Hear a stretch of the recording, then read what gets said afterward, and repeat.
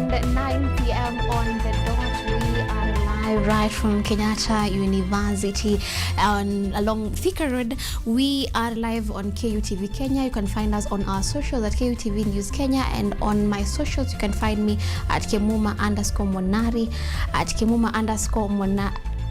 Kemuma_Monari. Let's begin with a short intro, then we'll be right back.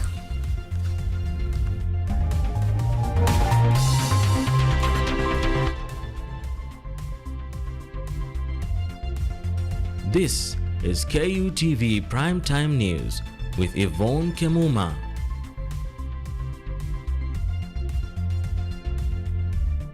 And we're doing this with Mutava Mwangeli on the sign language interpretation. Will begin. Now, the Law Society of Kenya President Charles Kanjama has announced that the nationwide boycott will continue. Speaking during a press briefing, Kanjama urged advocates to stay away from targeted courts, including the Supreme Court, as LSK cites allegations of judicial corruption and misconducts, delays in hearing cases, registry inefficiencies, and what is described as inadequate mechanisms for handling complaints in the judiciary. Law Society of Kenya LSK President Charles Kanjama has maintained that the nationwide court boycott will continue, calling on advocates to keep away from the affected courts, including the Supreme Court of Kenya. Speaking outside the Supreme Court, Kanjama said the action is prompted by concerns over alleged judicial corruption and misconduct, delays in the hearing of cases, inefficiencies in court registry operations, and what the society describes as inadequate systems for addressing complaints within the judiciary. In Nakuru County, advocates marched to the Nakuru law courts vowing to continue with the boycott as they called for tougher action against magistrates they allege engage in bribery to influence court decisions. They also urged greater accountability and transparency within the judiciary.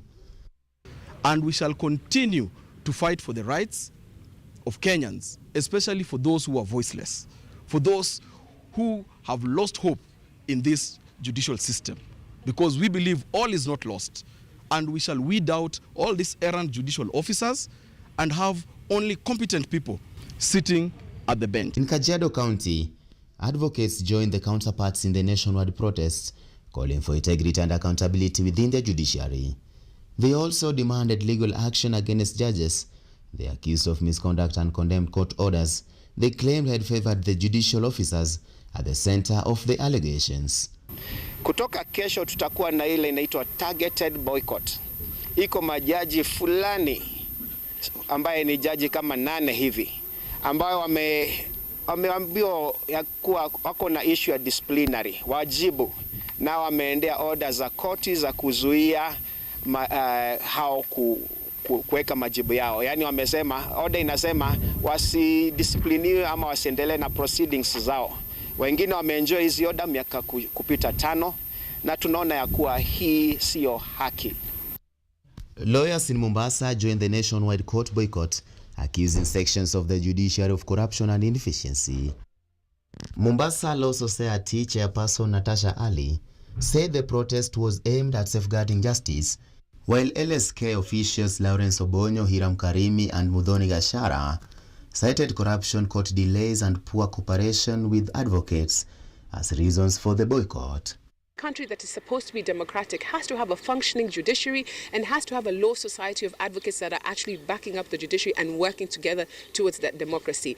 If either one of the two fails, it means that the country is not going the direction that it's supposed to. So we're discussing issues of corruption, we're discussing issues of non-functioning registries, we're discussing issues of CTS systems not working, the filing system not working, dates for a matter that was filed this year has been given for next year, January. The Law Society of Kenya says the nationwide court boycott will continue until its concerns are addressed, while the judiciary has called for dialogue to resolve the dispute amicably. Vincent Karoli, KUTV. Now, Treasury Cabinet Secretary John Mbadi has defended the government's economic agenda while responding to criticism from former Deputy President Rigathi Gachagua, saying political differences should not derail Kenya's developments. Mbadi spoke at the Kenyatta International Convention Center during the launch of the 2027-2028 financial year and medium-term budget preparation process. Deputy President Rigathi Gachagua's remarks made earlier this week sparkled criticism from government leaders who argued that they risk hurting the tourist sector, one of the Kenya's most leading foreign exchange earners. Mimi, it's my duty as a leader in this country to say, even our tourists, they are no longer safe in this country. There are just too many goons everywhere. And because hatutaki kuharibu utalii ya nchi hii, I want to call upon tourists to suspend their visit to Kenya until next year. Speaking during the launch of preparation for the 2027-2028 national budget and 2027 to 2030 medium-term expenditure framework, the Treasury Cabinet Secretary John Mbadi came out strongly by urging leaders to avoid political rhetoric that could undermine investor confidence and instead exercise responsibility when making public statements. On behalf of the people of Kenya and on behalf of the government of Kenya and on behalf of the President of Kenya. And when I see someone carelessly and recklessly making statements that would affect the economy of this country and would plunge us into more chaos, I have to call him out for what it is. CS Mbadi maintained that Kenya remains committed to providing a safe environment for both citizens and visitors while safeguarding investor confidence and economic growth. The return of 27% at the Nairobi Securities Exchange is enough incentive to attract investment in Nairobi Securities Exchange because investors need a return on their investment. That is why they are moving to Nairobi Securities Exchange, giving them good returns. So it is deliberate. These efforts are bearing fruits. Let nobody lie to you that things are not moving. The launch officially marked the beginning of a 3-year planning framework that guides government spending and revenue allocation. Mbadi directed ministries, departments and agencies to align budget proposal with a 4th medium-term plan, prioritizing programs that promote economic growth. Treasury outlined medium-term targets of at least 5.3% GDP growth, inflation between 2.5 and 7.5%, domestic revenue rising to 17.5% of GDP from 14.2%, and government expenditure remaining below 21.4% of GDP to strengthen fiscal sustainability. With the budget process now underway, attention shifts from political exchanges to whether the government fiscal plans will translate into meaningful economic opportunities and improve livelihoods for Kenyans. Brian Ouma, KUTV. Now, Deputy President Professor Kithure Kindiki has continued to emphasize the importance of national unity and peace, urging political leaders to abandon tribal politics, hate speech and incitement that could undermine national cohesion. Speaking in Yatta constituency, Machakos County, during a title deeds issuance ceremony for residents, Kindiki said the government will not tolerate violence or the use of hired goons to disrupt political meetings. Mimi nataka nichukue nafasi hii nishukuru rais wetu. Rais William Ruto amehakikisha kwamba hakuna sehemu ya Kenya itabaki nyuma na maendeleo. Na rais wa Kenya amepigwa vita kwa sababu ya kusimama kidete na kusema ya kwamba haijalishi vile watu walipiga kura. Haijalishi 2022 watu walipiga kura wapi. It does not matter. Na watu wengine pale wanaosema sijui tugawanye, sijui sehemu hii, sijui sehemu nyingine ya Kenya, sijui sehemu hii iende huko. Mimi nataka nirudie nikiwa hapa Yatta Masako. Kenya ni moja. Taifa letu ni moja. Mimi nawaomba tudumishe amani katika jamii yetu na katika taifa letu. Now, hundreds of young people in Mombasa are set to benefit from entrepreneurship training, business incubation, mentorship, and startup financing following the launch of the Close the Gap Digital Hub, a Belgium-backed innovation center established to nurture youth-led enterprises and accelerate digital innovation along Kenya's coast. A coalition of youth leaders from opposition parties has launched an online voting platform enabling Kenyans to select their preferred presidential flag bearer ahead of the 2027 general election. Good information, maybe an information. Young leaders aligned to the opposition have unveiled a digital platform aimed at enhancing public participation ahead of the 2027 general election. Speaking during the launch, organizers said the initiative will allow citizens to help identify a preferred presidential candidate through a transparent, citizen-driven process. Chagua has shown us that indeed no amount of money can persuade any Kenyan to vote just because of a transactional process. The Kenyans will actually take that money, but they will vote for the right candidate. And if indeed you are worried about the, what I would call it, facilitating members to vote, then this is a political tool for persuasion. Please mobilize your supporters to vote for you in the platform. The leaders dismissed allegations of political influence, maintaining the platform is independent and free from government or opposition funding. They urged voters to make informed choices based on conviction rather than financial inducements. We are not funded by government. Of course not. We are not funded by government. Anyone who says that, most likely they are just in fear of the truth that is about to come up on the 25th and the 26th. In this platform, no one is going to have numbers that do not come from Kenyans themselves. No bots will vote.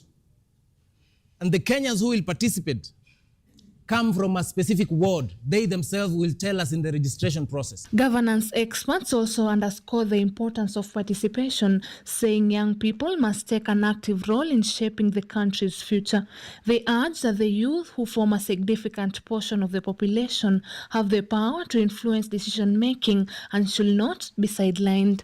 It is important that the young people are given an opportunity. Subsequently, I realized that the young people possess power.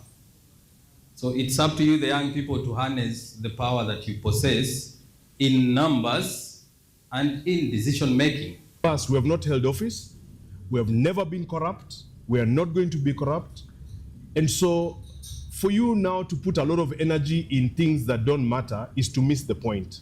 The point is that this function and this process enhances democracy. Other stakeholders called for integrity in the process, warning against attempts to derail the initiative through handouts or political interference.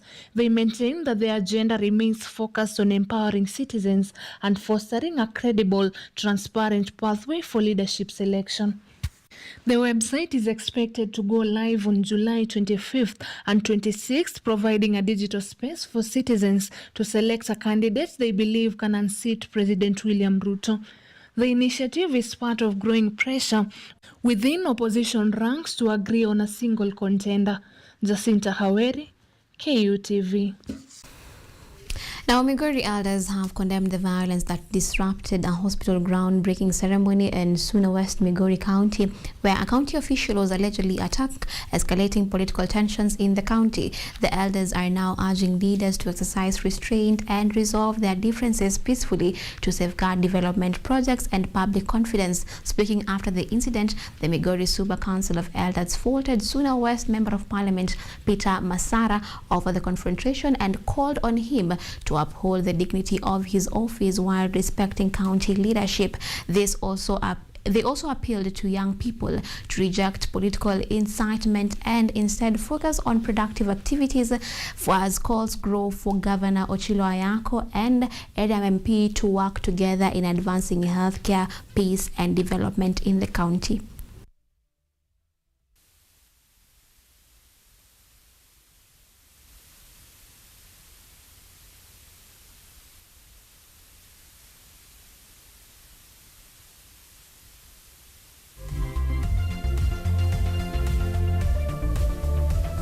Isitoshe ananiita kama ushahidi, aende kutangaza vita, aende kufanya vita, niko nimesimama. Hii ni ajabu gani community?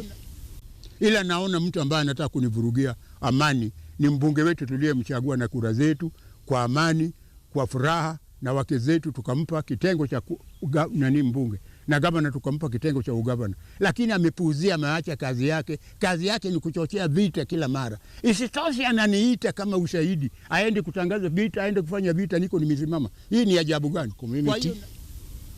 We seek peace from all the inhabitants of Migori County, notwithstanding from where, but all of us, particularly in Suna East, Suna West. Okay, we are due for our first break on this broadcast. Then on the other end, I'll be back with more reports, so keep it KUTV.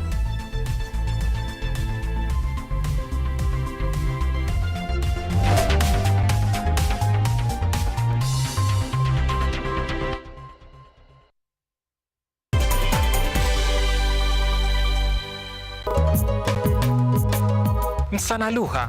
Lugha ni zaidi ya maneno. Ndio maana sisi Waswahili kila siku tunaitumia kazini, mitaani, kwenye mapenzi na katika jamii. Jiunge nami Padironga kila Jumapili katika Mawimbi ya Lugha, tukichambua Kiswahili kwa undani, maana yake, mabadiliko yake na nafasi yake katika maisha yetu. Kutoka utambulisho, mapenzi hadi mustakabali wa lugha yetu. Mawimbi ya Lugha kila Jumapili, usikose saa 2. Utamwaga unga wewe. Utamwaga unga.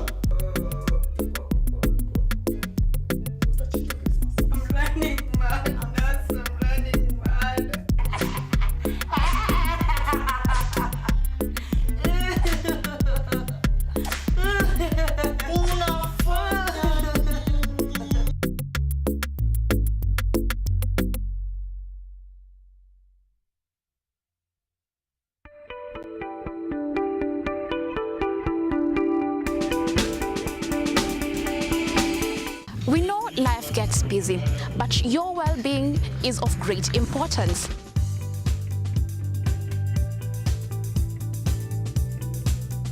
At KUTV's Focus on Health, we cut through the clutter, bringing you expert advice to keep you well informed for your well-being and that of your family.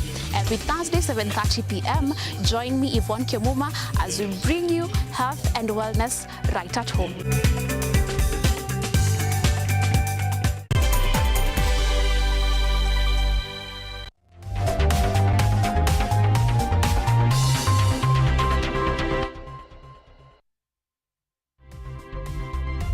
You are watching KUTV Primetime News with Yvonne Kemuma.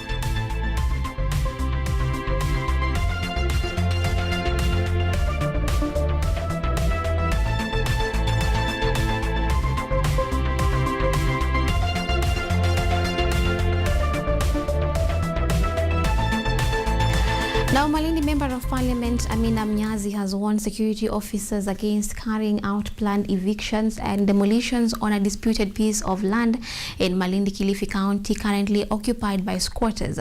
According to legislator, billions of shillings have been set aside for the program, as she insists that no squatters should be forcibly removed while efforts to resolve long-standing land disputes continue.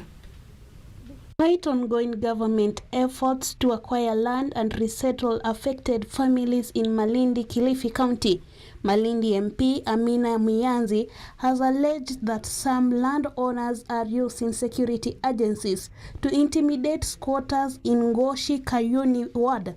She warned that continued eviction and demolition would undermine efforts to achieve a lasting solution to the long-standing land dispute. Lakini wananchi wa hapa hawatahangaishwa. Kama kuna court order mwenye ambaye anafaa kuimplement court order ni nyinyi mapolisi, security team. Na the security team nimewaambia hakuna mtu kubomolewa nyumba. Hakuna. Hatuwezi tukawa sisi huku tunasuka na nyinyi huku mnataka kubomoa. Hatuwezi kama sisi huku tunajaribu hivi kisha mtu mwingine aweze kuturudisha nyuma.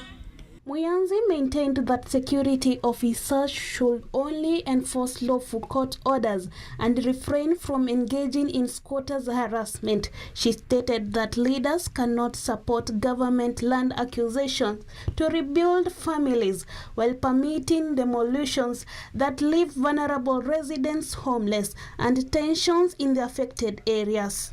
Mahali ambapo tayari wananchi wako wacha waendelee kukaa. Wewe kama umekuwa uko hapo hauko hapo, hiyo ni shauri zako. Ukitaka njoo tukuweka katika orodha ya mashamba uweze kununuliwa shamba lako upate pesa uende ukatafute kwingine ili wananchi waweze kuishi pale ambapo wao wenyewe wako. Hizo ndio instructions ambazo ziko hapa ndani ya Malindi. Hatutaki kuona mtu amebomolewa nyumba, hatutaki kuona watu wamenyanyaswa in any way. In the same breath, Malindi Assistant County Commissioner Irene Monyoki cautioned squatters against encroaching into private property in order to put an end to ongoing dispute. She urged landowners whose properties are occupied by squatters to contact the government and have their parcels taken into consideration for accusation. Naomba tafadhali wananchi wetu, naomba hivi na waomba hivi. Kule ambako tuko tuketi huko. Tusianze kuingia kwa mashamba ya watu wengine kwa sababu tunasema serikali iko kwa mpango wa kununua mashamba. Hapana. Yale mashamba ambayo serikali ina consider kununua ni yale ambao wananchi wameketi pale miaka na miaka. Tuko pamoja? Wameketi pale miaka na miaka na ni utaratibu ambao tunaufanya na ofisi ya mbunge. Meanwhile, residents renewed call for a permanent solution to the land problem, saying years of uncertainty have left many families living in fear of eviction. Yvonne Shirisha, KUTV. Now, the 3-day Society of Petroleum. Now, moving on to another report, the 3-day Society of Petroleum Engineers Africa Annual Student Congress of 2026 officially began today at Kenyatta University, bringing together students and other stakeholders in academia to discuss matters in clean energy. Here is the report. The Society of Petroleum Engineers Africa Annual Students Congress 2026 commenced today at Kenyatta University. The program will create opportunities for learning and collaboration through technical sessions and competitions that will take place for 3 days. Speaking during the opening ceremony, Kenyatta University Academic Registrar Professor Bernard Kivunge commended the Innovation Organization Committee, stating that Kenyatta University recognizes collaboration between academia and energy industry. At Kenyatta University, we recognize that strong partnership between academia and industry are indispensable in equipping our graduates with the practical skills and experiences necessary to thrive in an increasingly dynamic global energy landscape. On his part, SPE Africa Regional Director and CEO Dr. Rifason Opong stated that the program reflects passion, commitment and potential of young professionals and industry volunteers. This is why this gathering is so important. Today, the SPE Africa region is the fastest growing region in the SPE International. It reflects the passion, commitment and potential of young professionals and industry volunteers. On behalf of Dr. Peter Kamau School of Engineering and Architecture Executive Dean, Dr. Daniel appreciated the SPE Kenya section for selecting Kenyatta University as the host. The Congress encouraging the delegates to use the remaining 2 days as an opportunity to learn and collaborate. This prestigious Congress, which has brought together students, academia, industry, and energy professionals across Africa and beyond. To all our delegates, I encourage you all to make the most of the next 3 days, participate actively in the technical sessions. 5 people lost their lives after a gold mine collapsed last evening in the Kilimapesa area in Transmara, Narok County. The 5 were part of a group that was buried when the mine cave caved in on Tuesday, July 21st, trapping several miners underground. Survivors were rescued and rushed to nearby medical facilities for emergency treatment. Additionally, rescue operations are ongoing to rescue any remaining people trapped underneath the mines. The cause of the collapse remains unclear as authorities launch investigations into the incident.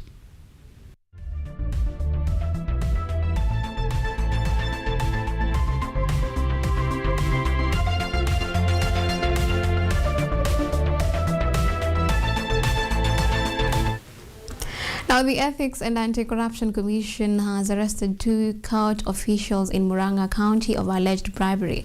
The officials are accused of soliciting a 170,000 bribe from a litigant in order to help them secure an non-custodial sentence.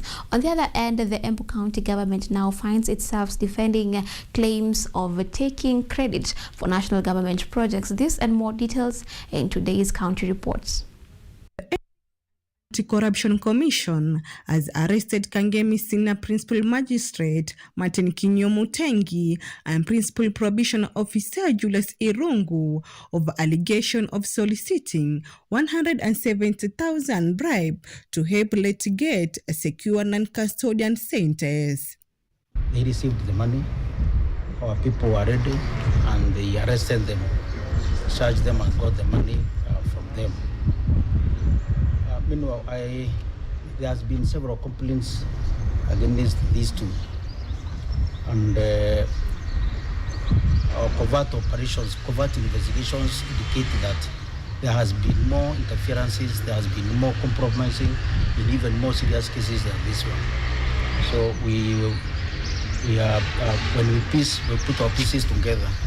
In Embu, Deputy Governor Kinyuamungo has dismissed claims that county government has been taking credit for projects implemented by national government. He says cooperation between the county and national government has helped attract major development projects to the county. Kumekuwa na hii mazungumzo saa ingine watu wanasema project mingi sana za national, zimetoka national, lakini hakuna tofauti kubwa katikati ya project ya national na ya county. Kwa sababu project zote hata kama tunasema ni ya national, uwanga inafanyika katika mashinani ambao ndio county. Ile na muhimu sana na ningependa kuzungumza hapa. Hii project ndio iweze kufika katika county. Ufika namna gani? Project zile kubwa za maji irrigation, tarmac, inatakanga kitu ambacho inataka viongozi wanaenda wanafuatilia.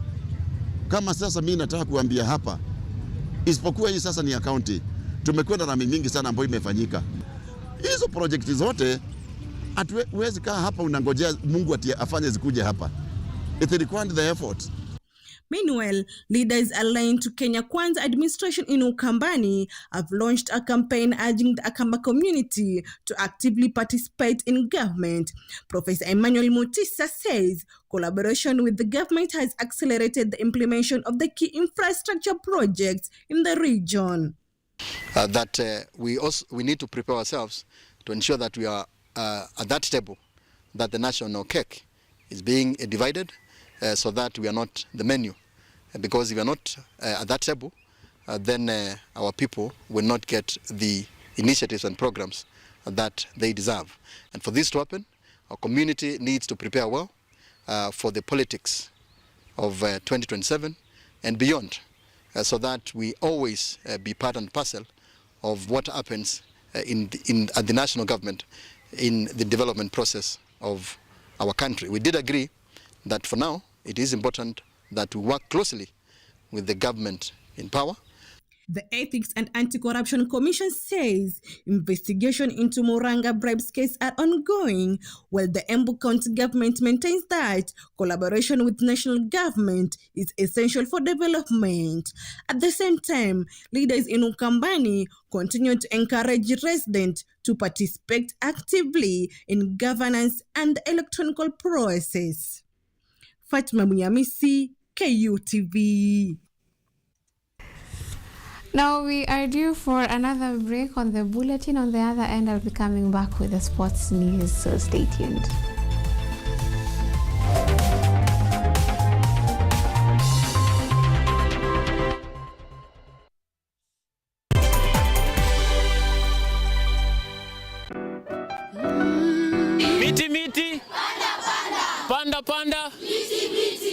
Our planet's future is in our hands.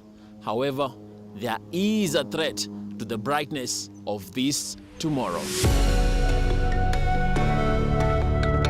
On EarthCheck, we share the challenges, the solutions, and the hope. I would call this a very momentous day, a very critical day. Every episode, every story, every step we take creates a ripple.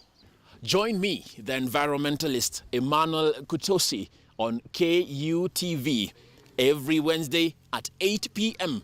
and be part of EarthCheck. Welcome.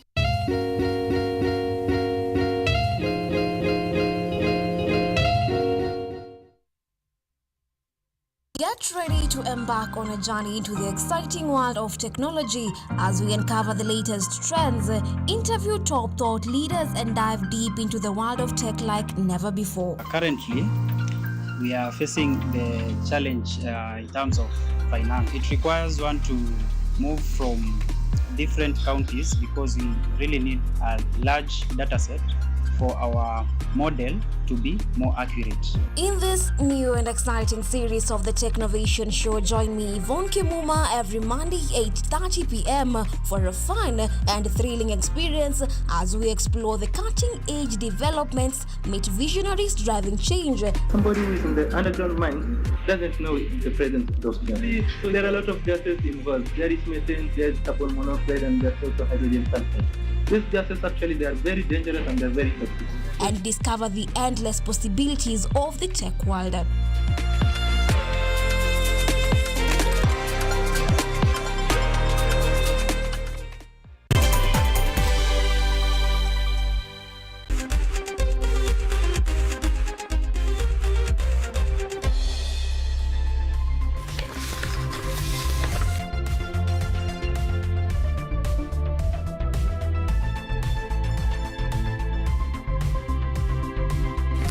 And we are right into the sporting arena. Now, Kwale County has stepped up in efforts of protecting and supporting its sports infrastructure as part of a wider plan to nurture young talents. Governor has stressed that has urged residents to safeguard the county stadium, saying the facility is key in identifying the development of the athletes in the region.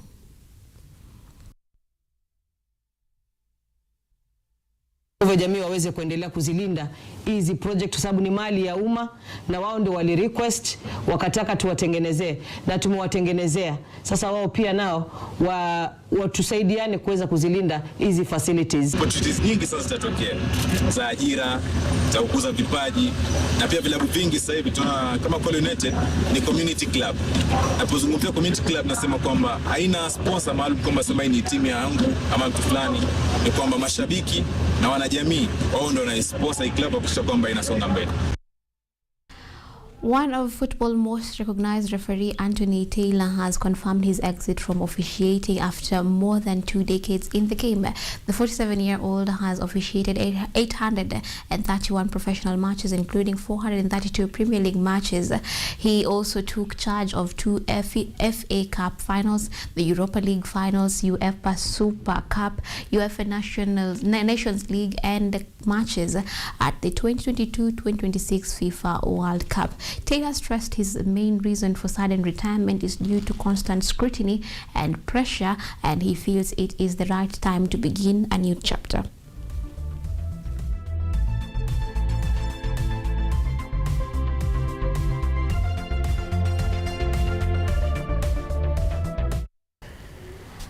And now moving on to other reports, Uganda has expressed a lot of confidence in its readiness in hosting the opening matches of the 2027 Africa Cup of Nations. Following the remarks, the organizing committee communication chairperson Dr. Dennis Mugimba says preparations remain strictly firm on track. He added planning is more focused on operational delivery, citing ongoing investments in the stadium, transport and accommodation as Uganda works alongside Kenya and Tanzania under the Pamoja Partnership to stage the continent's biggest football tournament. The three co-hosts continue to coordinate with CFA ahead of the preparations.